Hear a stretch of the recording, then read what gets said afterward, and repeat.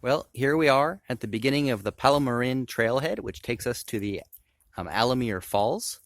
We are just a quarter mile away from the ocean, Pacific Ocean, and this trail is very lightly maintained. So there's a lot of erosion and what have you, and some cliffs that we're going to have to go on.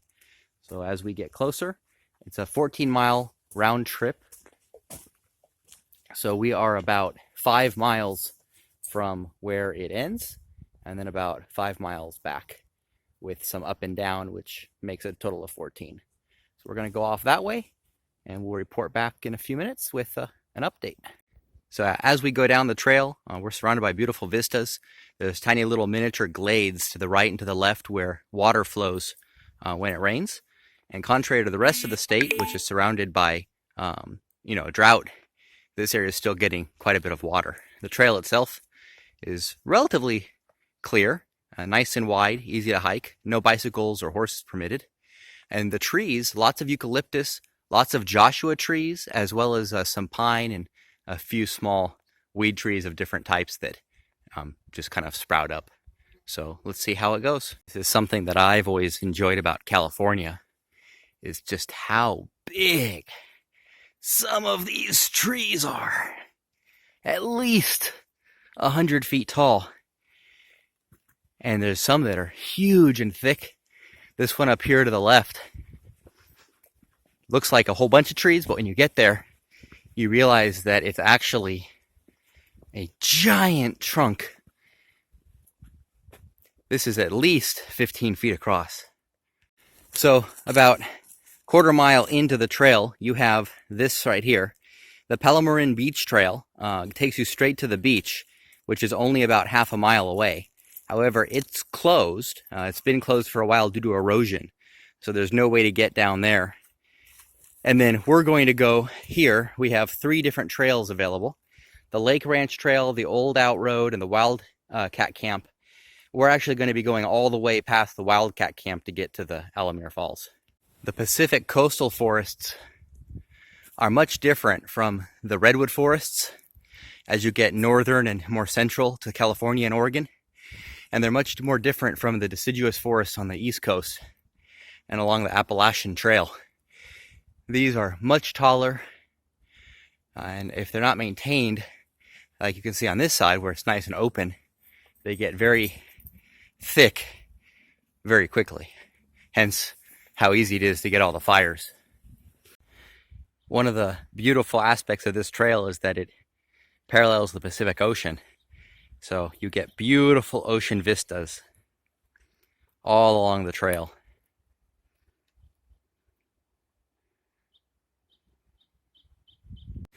Yet another beautiful ocean vista. Halfway down the trailhead, you can see the beach way down there. Beautiful surf. Another beach. Cliff. About a mile into the trail, the terrain changes from forest to sand bluff overlooking the ocean. As you can see, the surf is below us. We're probably 600 or 700 feet above sea level still. And we have scrub to our right, cliff to our left. There's no barrier or anything. And it looks like it continues scrubland all the way until we get to the cliffs that we climb down. The trail, every couple bends, turns into a inward facing trail where you get a little bit of shade and some beautiful trees.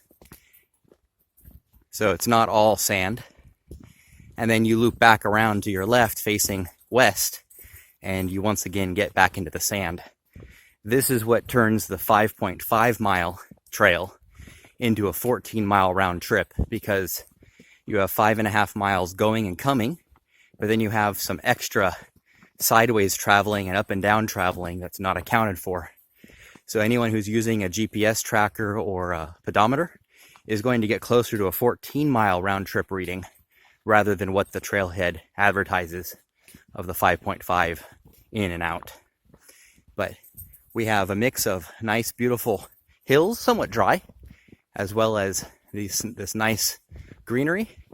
And then all of these areas that are green like this are actually little glades. You can kind of see one poking up to the right where this bridge is, where water, when it does rain, cascades down, which is how these areas along the coast are maintaining a luxuriant growth despite the massive drought. You can see the glade here to the right, all green with various plants and shrubs and grasses and weeds. And then it goes off down this gully that you can't really see all the way down to the water. And you can actually hear some water down here. And you can see just a little bit, not on the camera, but in person. Another beautiful vista. It just doesn't show up properly on camera. You have to be here to really appreciate it. You can hear the roaring surf. You can see way farther than the camera shows. So far it's been relatively flat terrain, a little bit up and down, but now it's become a steady incline. So we're still sort of on a cliff, but we're a little bit more inland now. We were over there on that bluff where you can see the dirt going straight into the water. Now we're more into the scrubland, steadily climbing, which is going to be a little bit annoying because at the end of the hike, we're going to have to climb down the cliff to get to where the waterfall is. You can see a lot of erosion on all these trails here, which is why some of these trails are being closed, because they can't safely stay open. Whole sections of these bluffs are sliding into the sea. There's some beautiful big waves over there. Well, on we go. Here's another one of our bends that comes eastward from the coast. So the coast is now directly behind me, and we're going to walk for several hundred feet inward or inland, and then we're going to curve around to the left again and go back towards the coast. Basically, every time we do this, it's to get around one of the gullies that is pouring water into the ocean. So here we have another bridge, and you can see that it's progressively overgrown the farther we get into this area. There's just a tiny bit of water trickling through this one. Not even really moving, more just like seepage. But during a storm or a large rainfall, you can imagine how much water would be coming through there. In fact, this entire trail is usually very dry. They don't cover it with gravel. So as you can imagine, when it does rain, which it did several nights ago, the amount of erosion is quite a bit. And since this is an infrequently maintained trail, they don't come through here and fix it too often. But for the most part, the trail has been good enough that almost anyone of varying skill levels should be able to hike it. There hasn't been any areas that were challenging, other than the length of the trail. And of course, at the end, you have to climb up and down. But the trail itself is smooth enough that even a wheelchair or another wheeled conveyance might be able to go through with just a little bit of difficulty if someone had to push it or navigate over some of these rocks. So we're now walking back towards the coast, and we'll see where we end up. We're now approaching the coast again. I absolutely love how every single time we do a transition, we go from trees to scrub. You walk through a number of beautiful, large trees, very thick redwoods. This is about 3 feet wide. Over here we have one that's 2 feet wide, up to the right. But as you can see, we transition from these treed-in areas back into scrubland. We're now somewhat inland, and you can see all the trail that we came in on. So we're going around all of these little valleys, and that's the direction we're going. A little bit over halfway along the trailhead, it transitions into a completely inland trail. We're probably about half mile from the ocean, traveling eastward and then parallel. And about half of the trails are actually through these beautiful little forest tunnels. As soon as you enter, it gets nice and cool. You hear completely different birds and wildlife. And I love how the light just shines through So we're going exactly opposite from the ocean right now. And then we're going to curve around and travel parallel. And then we'll go inland a little bit more, several times, and then gradually make our way back to the coast. We continue going inland with yet another tree tunnel. Here the redwoods are still dominant, but we're starting to get quite a few pine trees as well.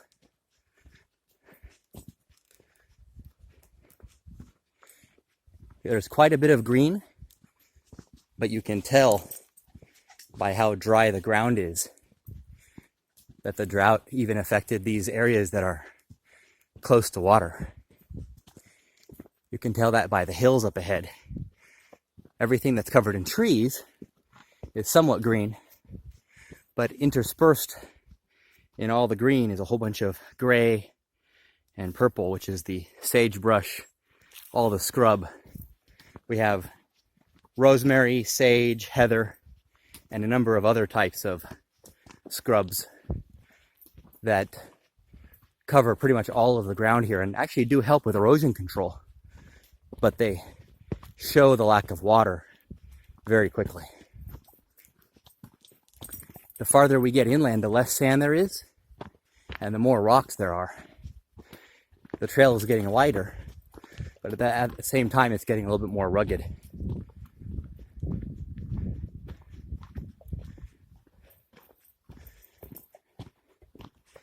So we're just about ready to start curving back around westward, which will happen when we go around this mountain up here. Then we'll start one of our treks going back towards the coast. We are now deep inland, probably almost a mile from the ocean. And we're on the backside of a mountain, surrounded by, on both sides, by steep terrain. You can tell that the trail that we're on right now actually gets flooded with water going several feet up the sides of the embankments whenever there's a heavy rain.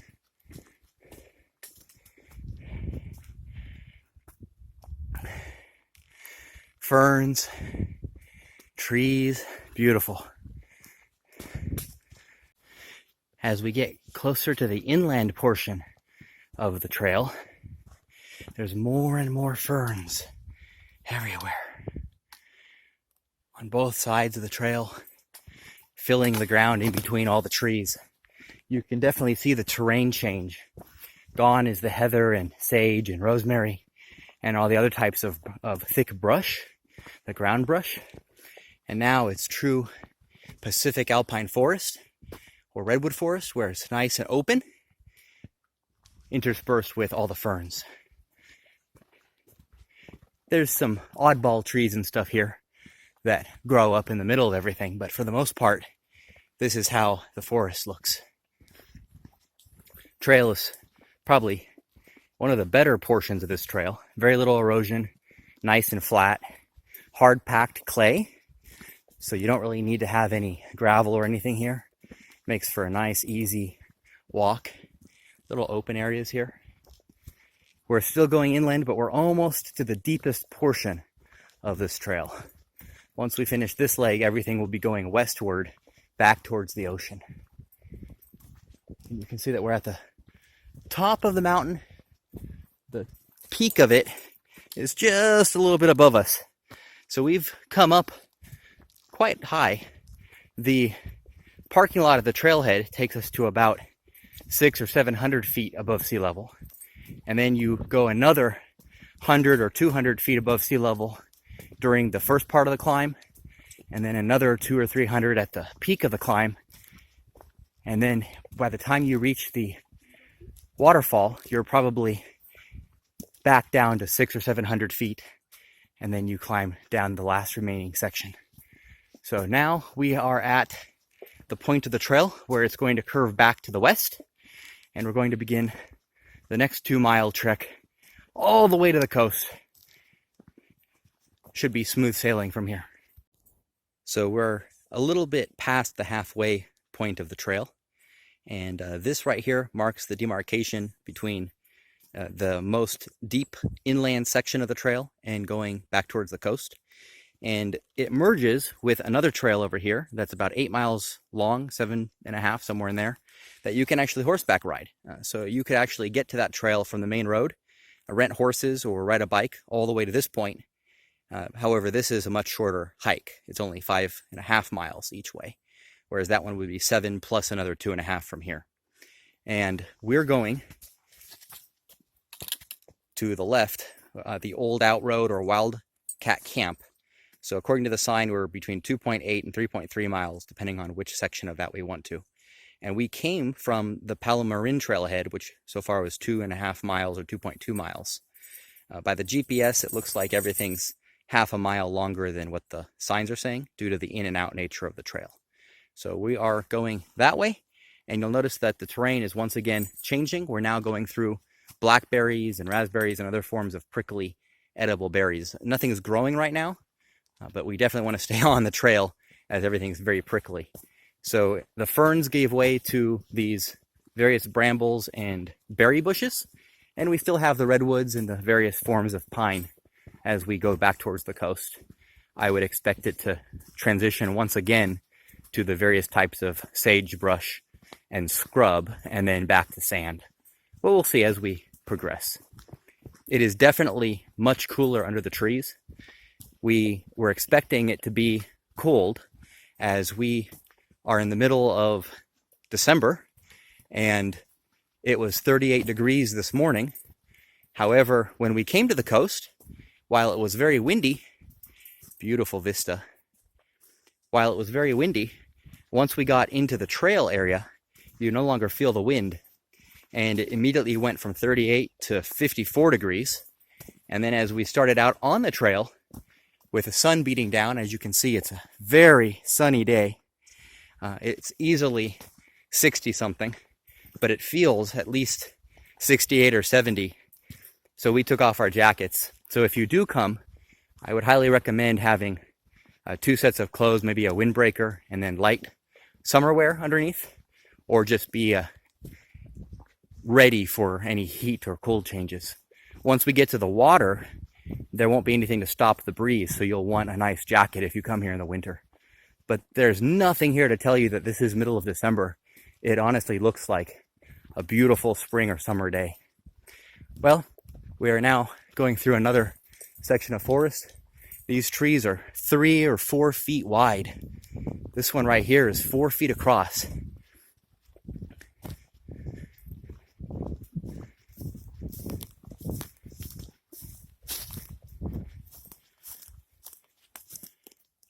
Found a little friend on the trail. It's about 3-4 inches long. It's a little salamander. Yellow-orange on the bottom. Nice, dark, brownish green on top. It's a friendly little guy just sunning himself here. We're going to leave him be as we walk past.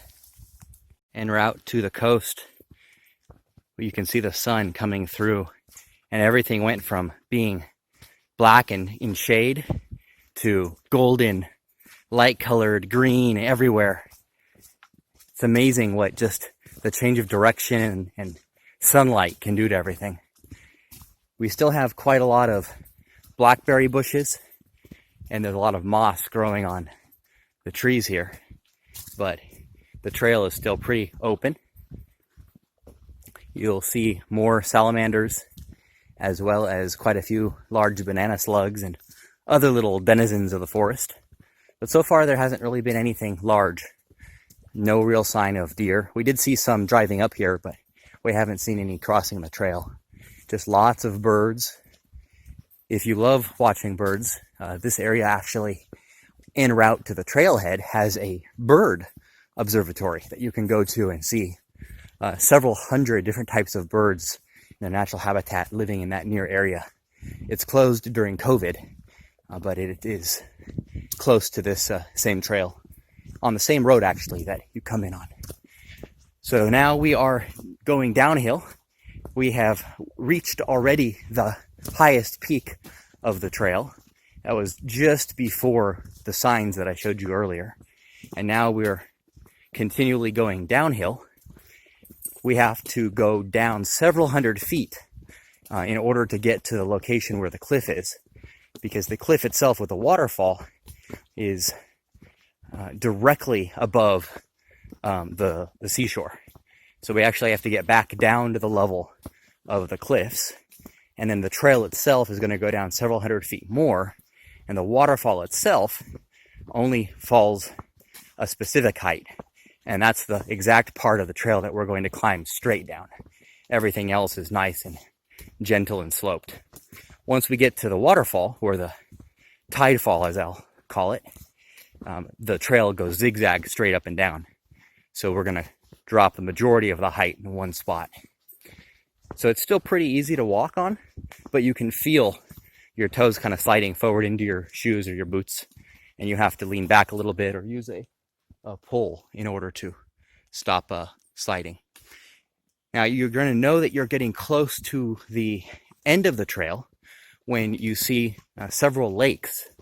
There are 2 lakes that you will see as you approach the end of the trail, preceding the waterfall. One has fish in it, it's referred to as Bass Lake, and we're going to catch a glimpse of those in just a few moments. We are now approaching yet another change in terrain. Not just the terrain, but the various types of plants. You'll notice that we have to the right these succulents that are growing. So we're getting close to an abundant supply of water, which means we're probably really close to that first lake. Should be coming up here in just a few minutes. We're now leaving most of the trees behind. You can see a section of the bluff to the left over there still has trees, so we might enter them again. And we're not to the sand yet, we're still in a very hard clay environment. Well, we are now coming up on our first lake. This lake is referred to as Bass Lake.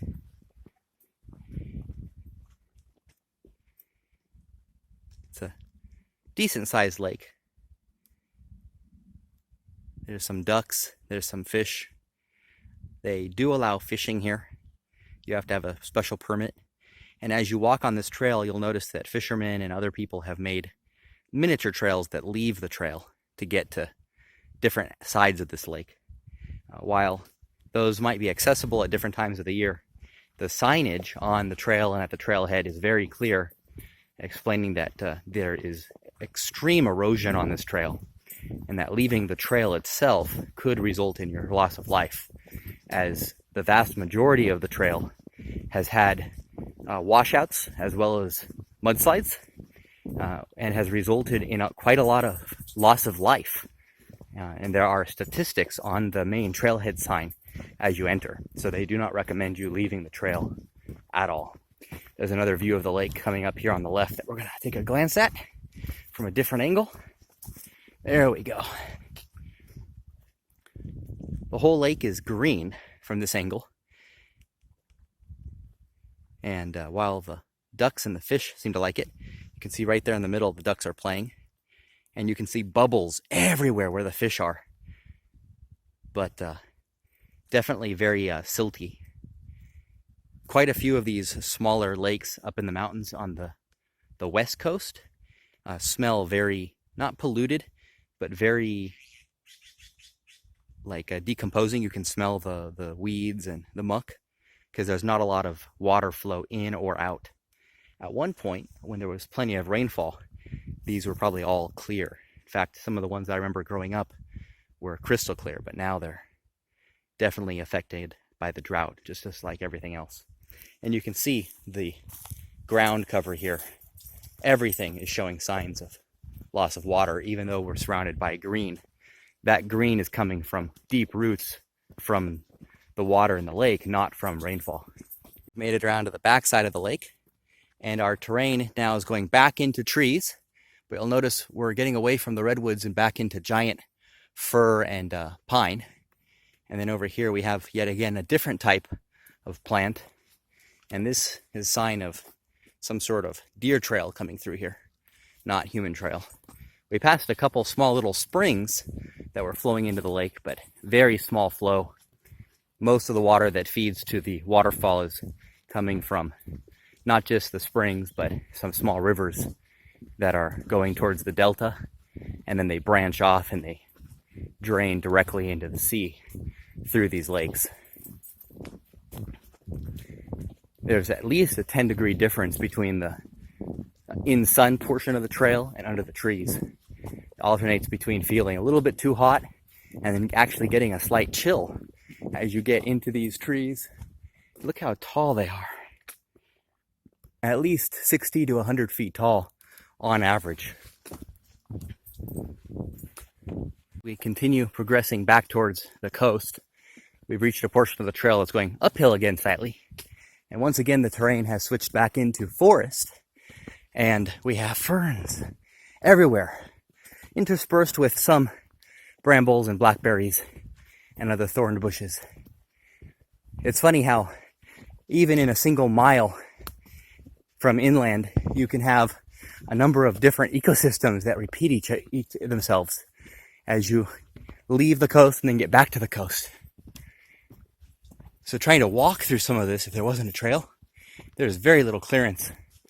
Whereas the redwood section of the forest is very wide and open and easy to walk in. But this section with the fir trees is very difficult, very choked and congested in terms of flora.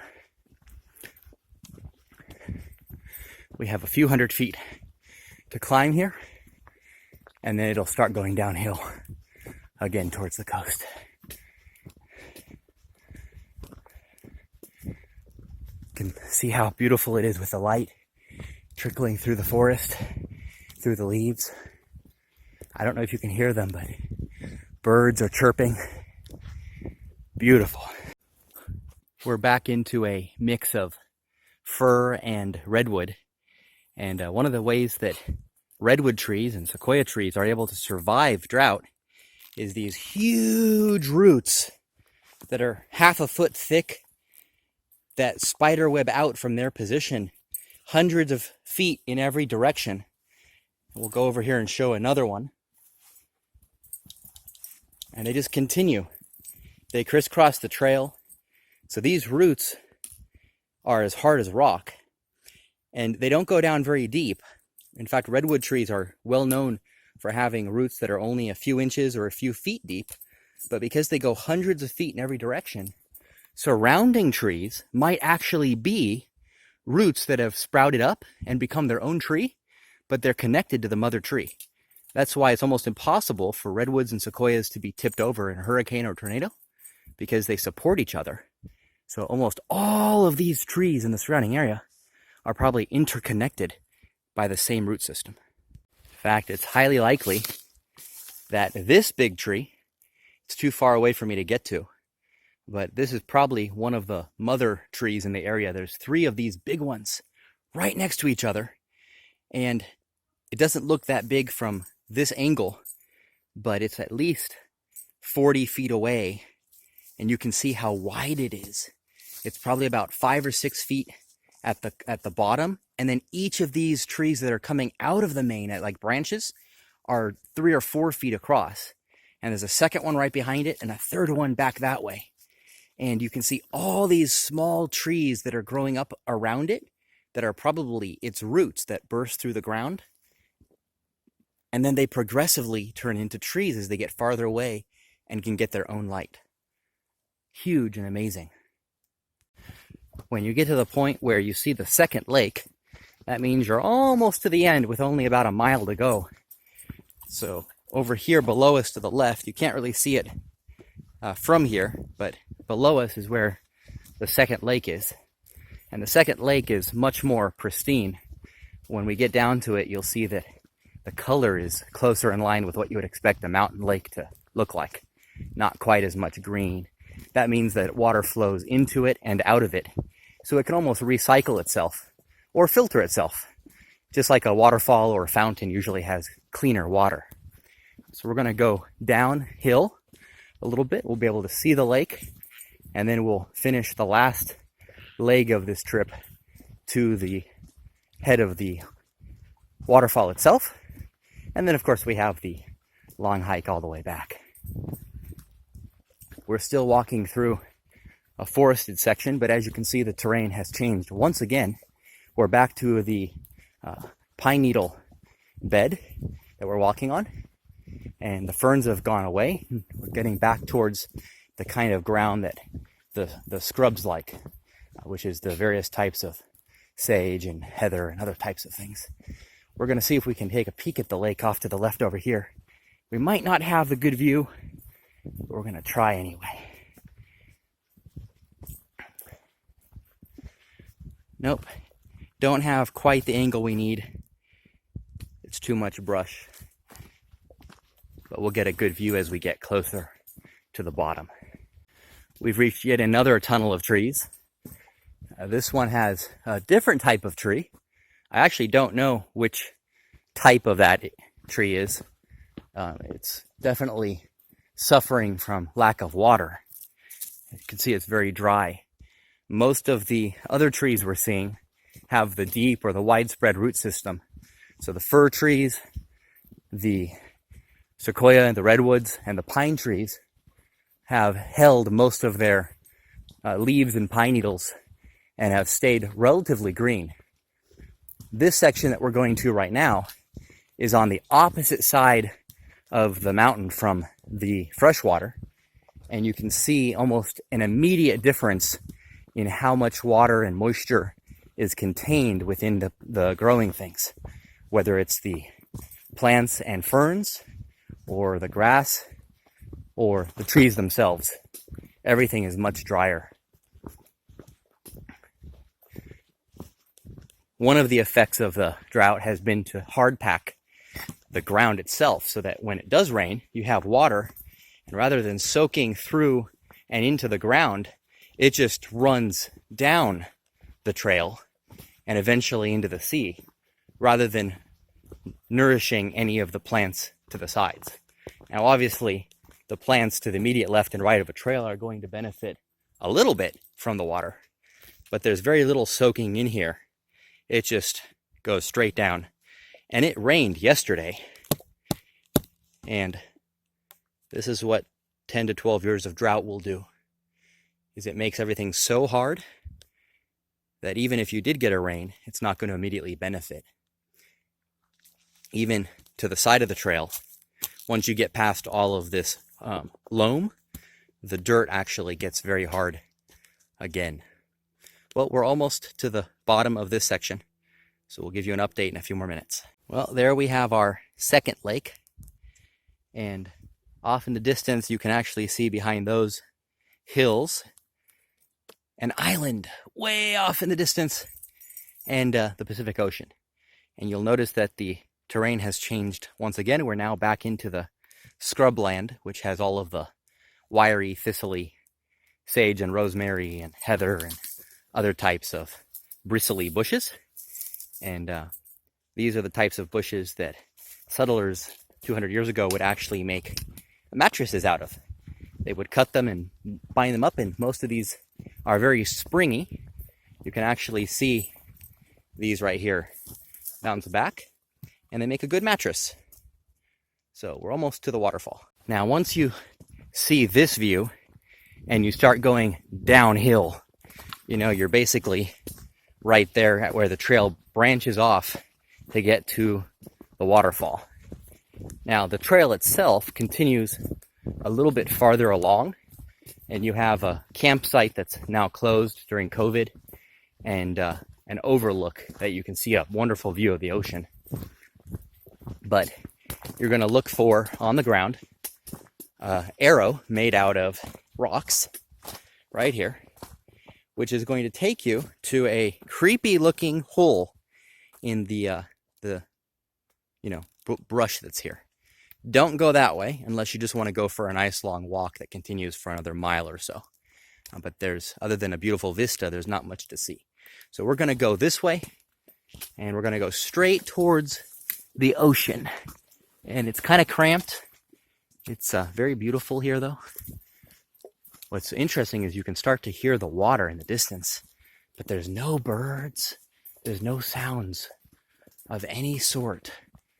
Just have this beautiful tunnel that goes through on the way to the waterfall itself. You have to hunch over and crawl to get through some of this. There we go. Eventually it does open up, as we have yet another little terrain change.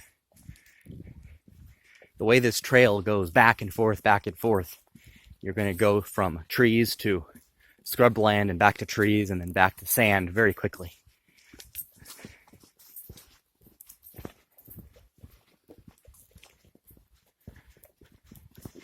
We should be getting back into the forested section in a few minutes. Yep, and there we are.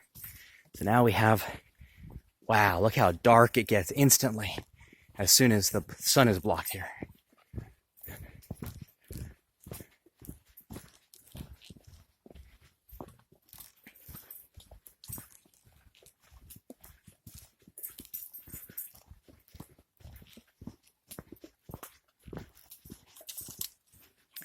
Almost there.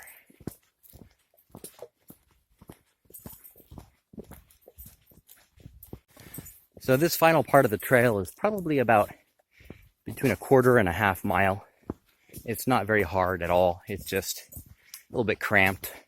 You can see the erosion that we're walking through, where the water has literally torn the trail away and made it deeper and deeper. As you get closer, you're actually going to hear the waterfall. I can hear it already. What's kind of neat about this waterfall is that it's not a waterfall, although it is a waterfall because water is falling. It is a tide fall.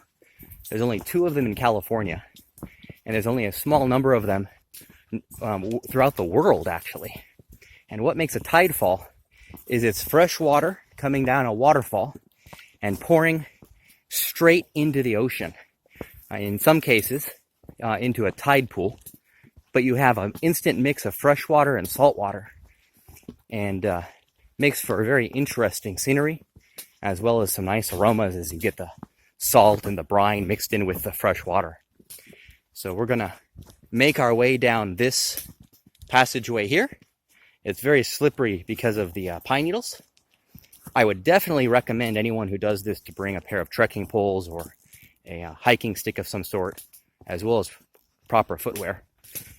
On the trail today, we did see a few older individuals that, bless their hearts, they looked like they were in their 80s, and yet they were doing the hike together, but they didn't have any proper gear, and we actually saw them almost fall down several times. Fortunately, they were going the other direction, leaving. Otherwise, we would have offered them a trekking pole or something, but they were already almost back to their cars. So definitely bring proper hiking gear, as well as water. There's no bathrooms. There's no amenities en route on the trail. Just dirt and rocks, beautiful scenery, plants, animals. So now we have finished this portion of the trail. We are now out of the tunnel, and we are directly over the ocean. It looks farther away than it is. It's about 1/4 mile away, but we're going to go that way through this scrubland now. Okay, so once you get to the edge of the cliff, you're going to see something that looks like this. And this is the start of the path down. So we're going to go actually all the way across to that other mountain. It's going to do a couple lazy zigzags. And then as we get to the bluff overlooking the actual water, it's going to have a massive drop downwards. Basically climbed over that mountain. And now we have this very low scrubland to go through. Basically, it's almost impossible to walk through because it's very prickly. In fact, as I was walking through here a few minutes ago, a section of it grabbed my belt and tore off the stuff that was on my belt right through the leather, just separated. So as you walk through here, stick to the trail. And especially as you get down to the bottom, stay on the trail, as it's very dangerous anywhere off the trail. So we are now overlooking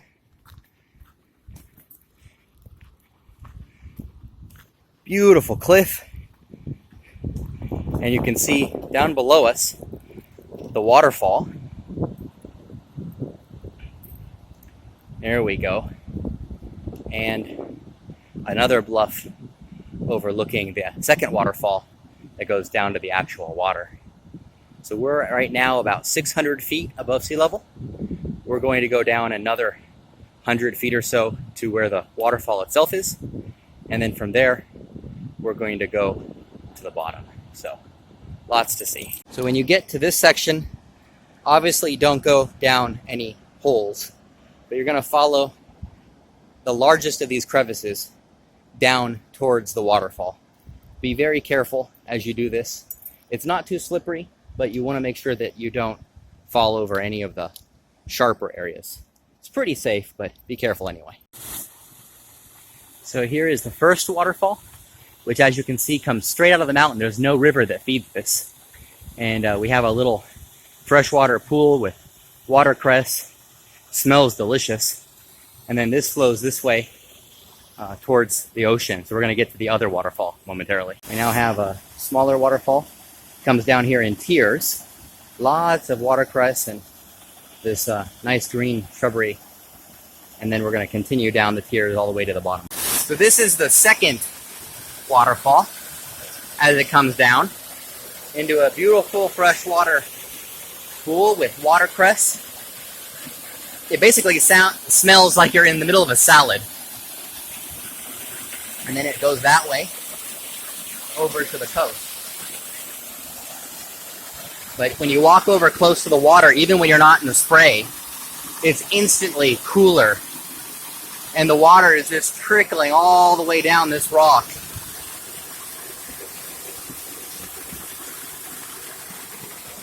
With little growing things. Some of the water is seeping through the rock rather than dripping from above.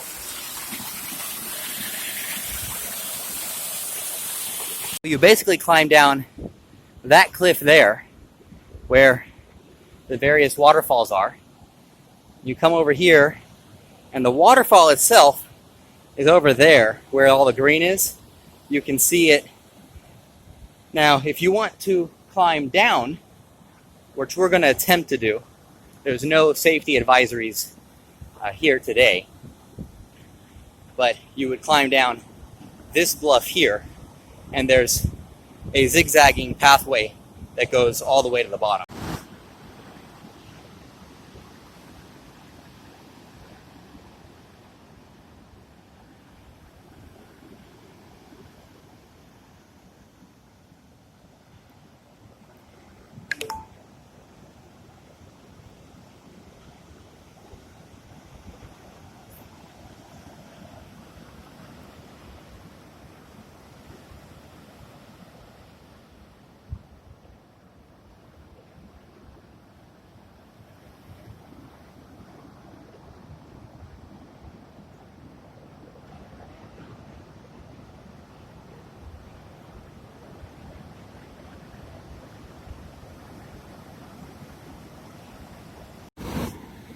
So we are now at the base of the cliff, and the tide is coming in all the way up to the rocks.